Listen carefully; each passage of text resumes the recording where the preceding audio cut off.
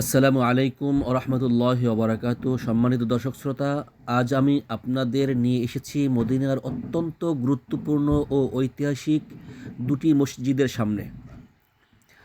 আমার ক্যামেরার সামনে এখন যে মসজিদটি দেখতে পাচ্ছেন, এটি হচ্ছে মসজিদে নববীর পাশেই অবস্থিত মসজিদে গামামা। এই জায়গাটি একসময় খোলা ময়দান ছিল। একবার মদিনায় প্রচণ্ড অনাবৃষ্টির কারণে মাটি ফেটে চৌচির হয়ে গিয়েছিল, সমস্ত মাটি অনুর্বর হয়ে পড়েছিল। তখন আল্লাহ রসুল সাল্লাল্লাহু আলাইহি ওয়াসাল্লাম এই স্থানে সাহাবীদের নিয়ে বৃষ্টির জন্য বিশেষ ইস্তিসকার নামাজ আদায় করেন এবং দোয়া করেন। দোয়ার পরপরই আল্লাহ রহমতে মদিনায় এত বেশি বৃষ্টি হয়েছিল যে পুরো শহর তলিয়ে যাওয়ার উপক্রম হয়েছিল। সেই স্মৃতি বিজড়িত স্থানেই পরবর্তীতে এই মসজিদে গামামা তৈরি করা হয়। গামামা মসজিদের ঠিক পাশেই ছোট্ট এই সুন্দর মসজিদটি দেখছেন, এটি হলো মসজিদে আবু বকর আস-সিদ্দিক রাদিয়াল্লাহু তাআলা আনহু।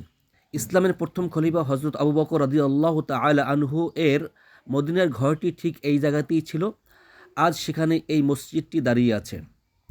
মসজিদের চারপাশটা বেশ মনোরম। এখানে প্রচুর কবুতর দেখা যায়, যেগুলোকে দর্শনার্থীরা ভালোবেসে খাবার দেন। মসজিদটি আকারে বেশ ছোট এবং ভেতরের অংশটি গোলাকার। ছাদের উপর যে গম্বুজটি দেখছেন, ঠিক ততটুকু জায়গার উপরেই মসজিদটি নির্মিত। ভিতরের মেহরাবটিও বেশ সুন্দর, যেখানে এখনও মুসল্লিরা নামাজ আদায় করেন। এখান থেকে মসজিদ নববীর সুন্দর ছাতাগুলো স্পষ্ট দেখা যায়।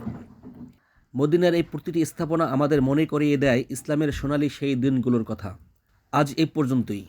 ইনশাল্লাহ অন্য কোনো দিন আপনাদের মদিনার অন্য কোনো ঐতিহাসিক স্থান ঘুরিয়ে দেখাবো।